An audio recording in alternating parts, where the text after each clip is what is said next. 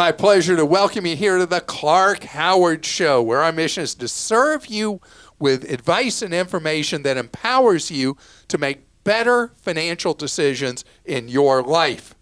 It's that time again, though, because it's Friday. I got the pleasure of learning from you in today's weekly Clark Stinks segment, well, where I'm not doing the job, missing part of the picture, whatever it is. And also today, something that may seem way out in the future is now a reality in more and more places. And it's fully automated stores, no cashiers at all, no self-checkout. I want to tell you how self-checkout is purgatory. This may be a better way. But right now, it is time for Clark Stinks. Okay. I'm so happy that I caught Clark stinking it up because I finally get to submit a Clark Stinks. In a recent episode, someone asked about contributing to their Costco employee stock purchase plan. Clark correctly identified the risk around owning too much company stock, but did not mention that many stock purchase plans offer their employees the ability to purchase the stock at a discount.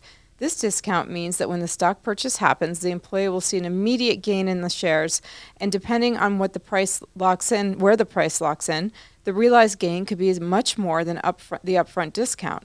For example, my company offers a 15% discount, but due to our plan details, I regularly see a 30 to 40% gain when the purchase happens. Depending on the purchase plan details, it could be a good idea to contribute to the plan and then diversify once the purchase happens to take advantage. Sonny, thank you. And that is my fail, because on these employee stock purchase opportunities, the standard industry thing is a 15% discount. Now, I participated in a number of employee stock purchase plans over my lifetime. And the last 4 I did, 2 made ridiculous money. So I got the discount up front. They made a great deal of money. And I avoided tax by donating all the appreciation and all the shares to charity those first 2 times. The third time, I basically broke even, so I held the shares. The fourth time, I actually lost money.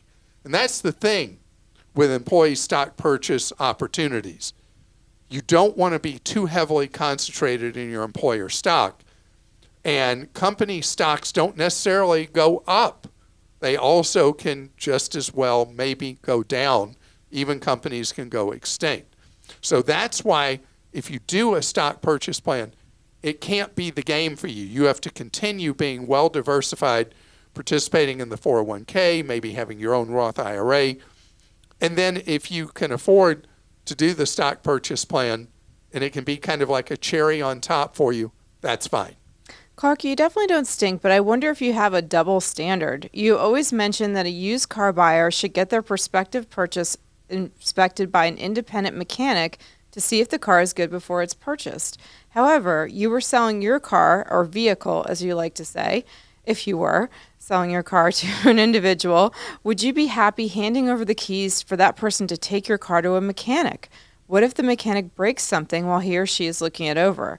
What if the person takes your car on a joyride and causes damage? Or what if they don't come back? I think that's a big risk to take as a seller of a car, Catherine.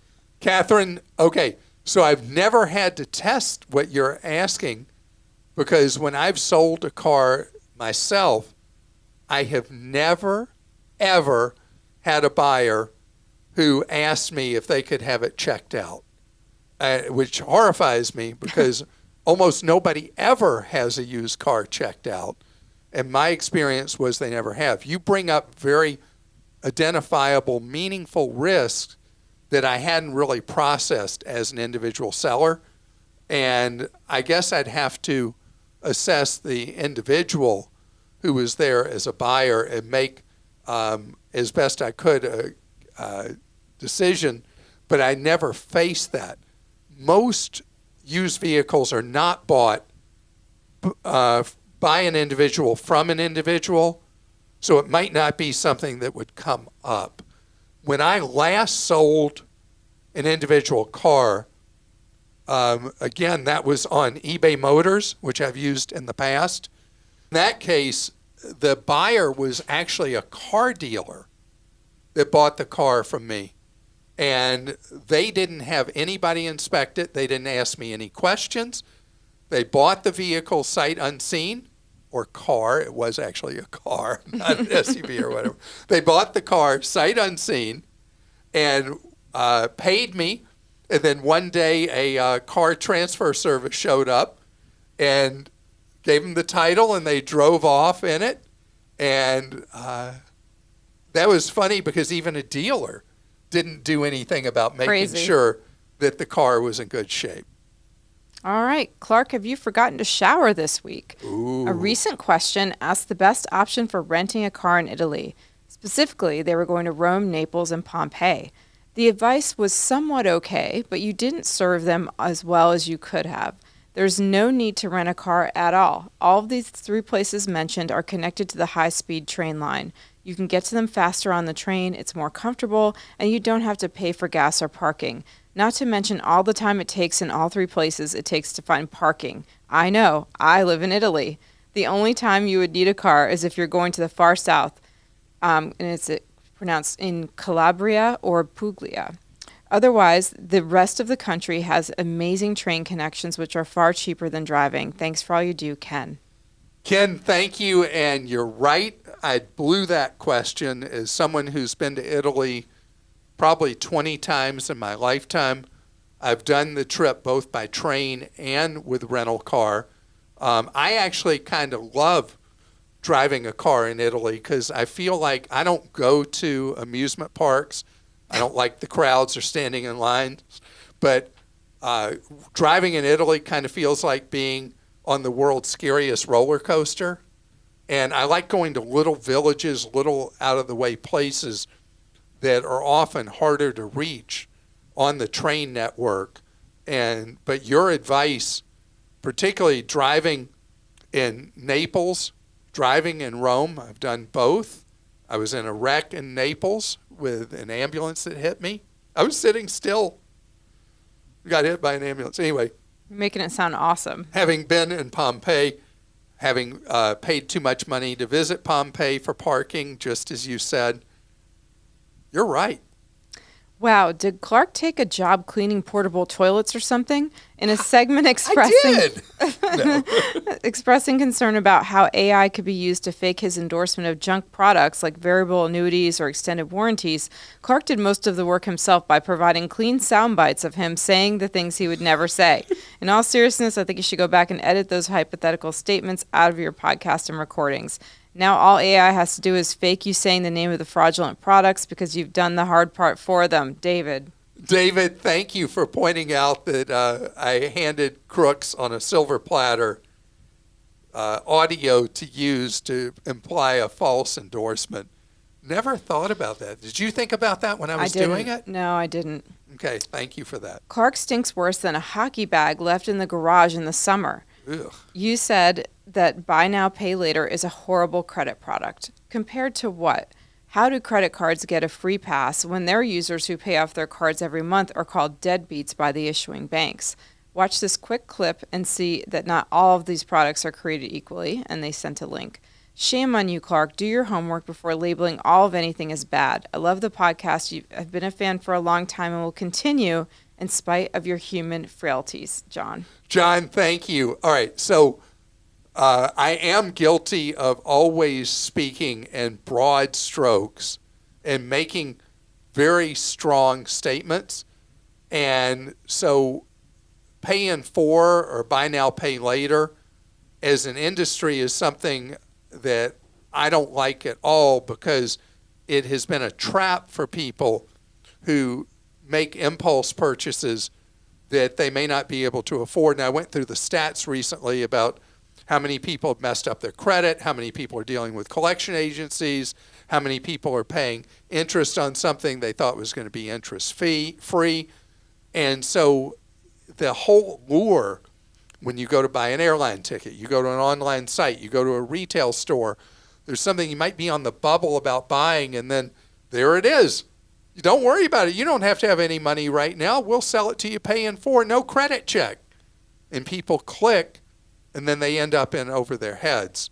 As to what would make a pay in 4 provider good, I will watch the video you've sent to me, and if in fact I agree with the source, I will incorporate that when I talk next time about pay in 4. You brought up the fact that insurance premiums have skyrocketed lately, and you immediately defended the companies by trying to explain and justify why they need to raise their premiums. I understand as to why this could happen, but what about the money they spend on advertising? They are everywhere competing with each other for new customers. Practically every other commercial on TV has to do with insurance. Shouldn't there be some control as to how much they can spend for advertising? I know we're capitalists as a whole, but this is really getting out of hand. I've never had to file a claim, knock on wood, but every year my premiums go up. I feel that all I'm doing is funding their advertising budget.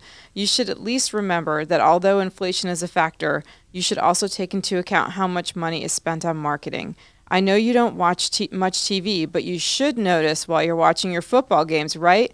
Go Jets, Jets, Jets. Well, they spelled it Jets, Jets, Jets, Jets. Omar, first of all, I'm really impressed how the Jets players have risen to the occasion after Aaron Rodgers went down injured, and they played their hearts out, and they've done so much better than the prognosticators said they would. And it's just wonderful to see that.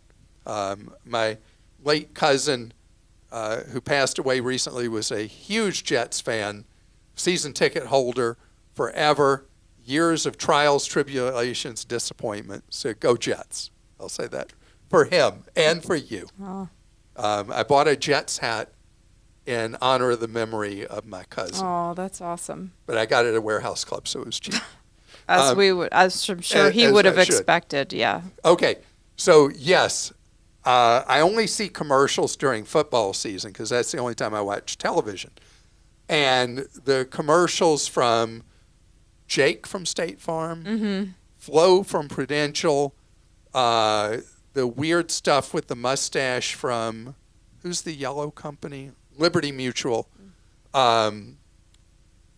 Geico doing its things. I can't remember who else. Allstate does the things with the mayhem. See, I watch a lot of football, don't I? That I know all these, and they spend so much money. I mean, the insurance ads have built up the revenue replacing what car manufacturers used to do and beer producers used to do. I mean, I would assume it and the cell phone companies are the two top categories now advertising on football. And if they just put their efforts on doing a better job, they wouldn't spend all this money. But why do they advertise? Because advertising works. When somebody gets unhappy with their insurer and they shop, who do they think of? They think of these companies that advertise as they try to move market share one to another. And if they were to not spend the money on advertising, they almost certainly would have smaller market share. So to them, it's just a cost of doing business. On the issue of insurers being upside down, this is something that came out of nowhere with the big increases in the cost of vehicles, repairing cars, all of that, and the increasing number of storms and claims involving them. So I'm not crying a river for the insurers. It's just there's a real reason why the premiums have moved up lately. You give great advice normally. I took your advice about low-cost providers on retirement accounts only to find out from my accountant that if your employer offers one and you elect not to use it, you lose a ton of the tax advantages. Please make sure to share all the details in the future because it costs me and my family this tax year. Otherwise, love what you do, Edward. All right, I'm having trouble understanding, Edward, what happened. I'm guessing that they didn't participate in their company's 401k, and so okay. So, Edward, what I've said, and maybe I haven't explained it well, you want to follow this priority. If your employer has a crummy 401k plan, let's say. Participate in it up to the employer match. Then your next priority is to do the Roth IRA. Do it to the max. If you still want to save more money, then you go back and contribute more in the employer 401k.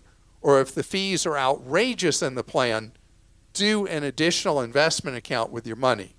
I don't want you to not participate in the employer 401k, especially if there's a match. I want you participating.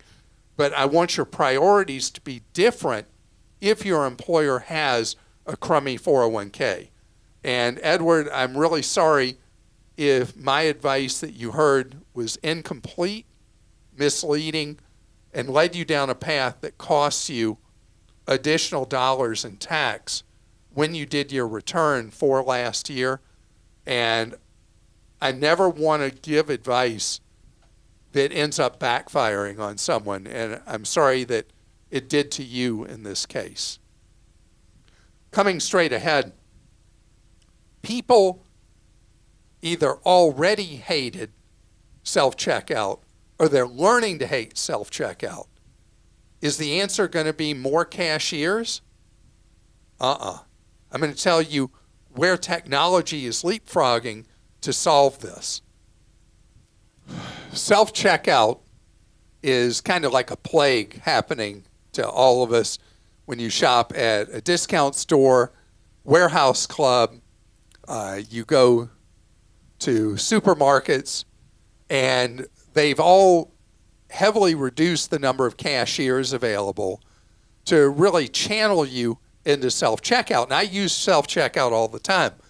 Well, something happened to me at Costco that was really a bit disturbing. So I'm at self-checkout at Costco, and I'm ringing up, and I have some bigger items. So a very helpful Costco employee working the self-checkout registers comes over and does the thingy where they can take over with one of those pricing guns and finishes out my cart because of the heavy items in there, and then says, okay, you're done. Well, I get to the door, and it turned out the employee who'd come over missed 2 items. So I'm sent back to pay for those items, and you go to that kiosk where you get things that are in the cage, you know, the things they lock up that are shoplift items, and that's the same place where they would charge me more money for the items that we missed, and I got written up. They had a form that they wrote me up as a potential shoplifter. And they wrote down my member number and the items that I had allegedly, apparently tried to steal. And it was interesting because the woman who had come over, the helpful employee had come over and said, hey, that was my fault. I was scanning that card. And the woman didn't even acknowledge and wrote me up on the report. So I don't know what happens in the Costco in the sky. Nothing's happened so far. But when you use self-checkout, know that there are eyes on you all the time. And you are automatically suspect if just like there was a misscan or whatever, and Walmart has been written up a lot in the news media for doing deferred prosecutions where you have to pay Walmart this big fine and then they don't prosecute you for failing to ring up an item at self-checkout. I mean, it's crazy. And so here they are, they're making us unpaid employees to ring stuff up. And I, like everybody else, pretty much goes to self-checkout because the cashier lines are either non-existent or they're really long. I was in Walmart of the Future experimental design. There's not a single cashier available in the whole store. Everything is self-checkout in the store. It's a really cool looking design, but still there's no more cashiers. And people are really unhappy about the whole self-checkout thing. So I want to tell you that we're about to move into a better era. Part of the credit goes to Amazon, because Amazon spent a ton of money designing a system that now others have also come up with, where when you go into a store, you tap in the case of an Amazon store that has this, and you pick up the items you want, and if you look around you, there are cameras everywhere. And I did a video we ran on YouTube of me doing this in an airport in Kansas City, where there were long lines at all the food things. I had a short connect. I didn't have time to get food, and I was hungry. So I went to this Amazon grab and go store, went in, picked up the items, go to the front. It knew what I had. I looked, it showed on a screen, everything was right. I tapped to pay, and I went straight to my flight, so I didn't go away hungry. By the way, it was like the worst sandwich I've eaten in 10 years. It was like I was in Britain and went and got one of those white bread sandwiches that are so in Britain. You ever had one of those awful white bread sandwiches in England? I don't think I have. It's like a national delicacy. They take white bread, they slather mayonnaise on it, they put some kind of description of processed meat on it, and they're all soggy and they're terrible. And the British people love them, like they've lost their minds. Anyway, it was like that kind of sandwich in Kansas City that day. But I'm digressing, because the real story is the technology has now gotten cheap enough, and different vendors are selling it even to independents. I read a story on Axios about a little market that's a privately owned market, not even part of a chain, that now has the whole automated thing. And so you don't have to worry about a cashier. You don't have to worry about accuracy, because the screen shows you. And if something's on there that you didn't actually, let's say you picked up on the shelf, you decided not to get it, put it back. If it shows up there, then there's a human who can actually fix that, and you don't pay for what you didn't buy. And this is where we're headed. And I actually support this, that we move out of the purgatory of self-checkout or the long lines waiting to check out somewhere, and being able to do these automated systems, since the technology now exists. And as I've shared with you before at Sam's Club, I always use Scan and Go, where you scan your own items on your phone as you go through the store. You see the price is right or not on it. You see how much you've spent. You decide you can put things back. It's wonderful. And Sam's Club did a great job with it. They have not been doing it except for limited people in Walmart that they also own, or Walmart owns Sam's, because of the shoplifting problem. Mm-hmm. But these technologies are going to get us over that hump and away from stinky self-checkout. All right, let's go to some questions. Michelle in North Carolina says, I own a 2016 Tesla Model 90DS with 47,000 miles. Tesla gave me an offer to transfer my unlimited supercharging, which I used almost exclusively to charge my vehicle, to a new vehicle purchase. I'm looking for your opinion on the vehicle battery life of my car and the current resale opportunity. We've been considering a new Tesla anyway because I am unsure of the vehicle, the battery life of a Tesla. Also, it seems like the computer system is not as efficient as it once was, with slow startup times for the car. Yeah, the 2017 and earlier computer systems are not efficient, and you'll find that they do slow down over time, and that's been a big beef, is the what do you call that? The latency of the brains of the Tesla, and you'll have more crashes of them and restarts and things like that. I know as someone who, my wife had a 90D at one time, and so that is a known problem with it. 47,000 miles is not a lot. Your battery degradation is probably tiny, but you're getting closer to where you're going to have to worry about being your own insurance company on the battery pack. I would say that you face two things here. The cost of a new, if you want to do another S, has come way down. And so you can buy a new Model S for like a third less than it was a year ago.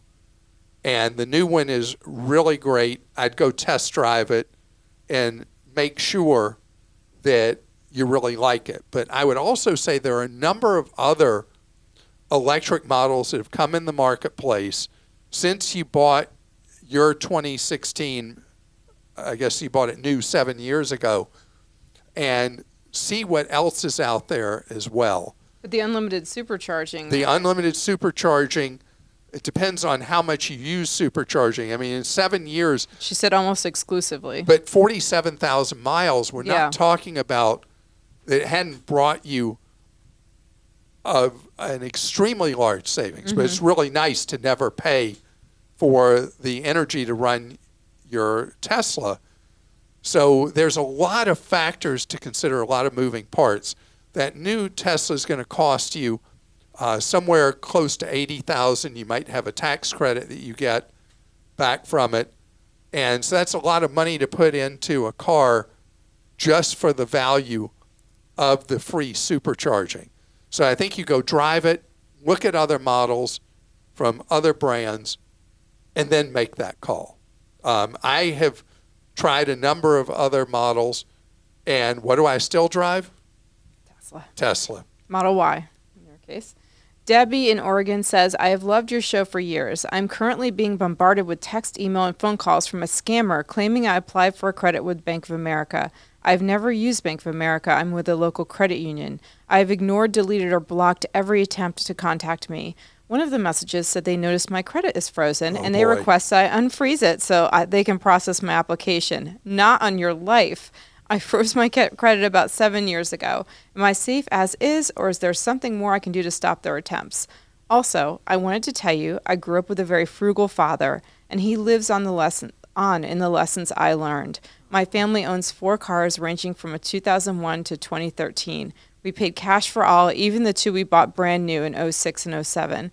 My college-age son says we should own a car from this century, but I cannot justify replacing a reliable car just for fun. We bought the 06 Sienna when he was a baby, and it's still going strong. I love that. I mean, I really love that. And I love that the messages have lived on. Now let's go to the problem you're having with the fake Bank of America person, which ironically enough, I talked about the bank pretexters just a couple of days ago, right? On the podcast. Yep. Because this is a plague. And they know information about you. You obviously were in one of the data breaches, that they know your credit's frozen. This is going to be a high-risk thing I'm going to recommend to you. But I need you monitoring your credit. And if you don't have a Credit Karma account, you would have to temporarily thaw your credit to check it. But then that would leave you vulnerable to this person who's trying to get into your account. To get into your credit, because with the lessened procedures of security at Equifax, TransUnion, and Experian that we also addressed recently on the podcast that go around credit freeze, a criminal who has enough information about you from a data breach may be able to crack the code at the credit bureaus, because they don't use the pens anymore, to thaw your credit and then apply for stuff as if they're you. So in your case, credit monitoring, which normally I say is pretty much a joke, becomes very valuable. Again, with Credit Karma, it's free. Some of your credit cards you have may offer free credit monitoring, and you're already a customer of theirs. You wouldn't need to thaw your credit. But I want you monitoring it and be on the lookout and strong alert that since a criminal already knows you have a credit freeze and has tried to break into your credit, that you are a target for somebody engaging in identity theft and applying for credit as if they're you. Andrew in Alaska says, about a month ago, I submitted a dispute on my credit card for a fraudulent charge for a hotel in California. The amount was nearly $500, and there were 2 other charges of $6 and $8 that I also disputed. They issued me a new card, and I received a conditional credit for the smaller charges, but for the bigger charge, there's been no movement whatsoever. I've contacted customer no service 3 times and was told to be patient. As I've never submitted a fraud dispute on a credit card, how patient should I be? Is the issuer required to act on this and resolve it within a certain time frame? So what the issuer is required to do is give you a provisional credit for that hotel charge. And hopefully they have done that. Now, this is a bank that is one of the 4 giant monsters. We've had a number of customer no service complaints recently about Citibank. And this is the Citibank Costco Visa involved. And so what I would do with Citi is I would file a complaint if in the next couple of weeks they don't get their act together, file a complaint with the Consumer Financial Protection Bureau about the problems you're having with Citi, and you do that at consumerfinance.gov. But there's something I want you to not wait on that I want you to do. I want you to contact that hotel in California directly and talk to it will usually be the front desk manager, so you want to talk to. Tell them this is going on. There was a fraudulent charge at the hotel, and you need documentation for Citi, and ask them for whatever help they can provide you. And hopefully they'll be able to give you some information, how the hotel was booked, other things like that, that are additional pieces of information that help support your situation. You also have the fact that you live in Alaska, and if you weren't in California at the time, gosh, that's an awfully great defense against what's going on here. But Citibank tends to wave right through small disputed charges and is somewhat difficult to deal with, or in your case, very difficult to deal with on those larger ones. And that's why you may need to bring them to account. But I want you to be active, not passive, and this should be resolved to your satisfaction. And now it's time for our Friday edition, Clarkie. Clarkie of the day. Clark, this is Rob from Illinois. I am a true Clarkie. I've been listening to you for over 20 years. I have followed your advice. I have maxed out my Roth IRA since I'm 21 years old. I'm going on 50. I am an educator. I do not do the 403Bs based on your advice. I have saved for both my sons 529. I am lucky to have a son that goes to Princeton University, and their education is fully paid for. I have another son who's got a lot of money in his 529 account, and I have passed on my Clark experience to my sons as they, after they got their first job, asked me to open up a Roth IRA for them. I have matched their contributions. My oldest son, who's 20, has maxed out his Roth IRA for the last 4 years. Wow. And my youngest son, who's 16 and just started working, and I match every contribution he makes to his Roth IRA. So not only have you helped me make amazing financial decisions in my life, I'm passing yours to my sons as well.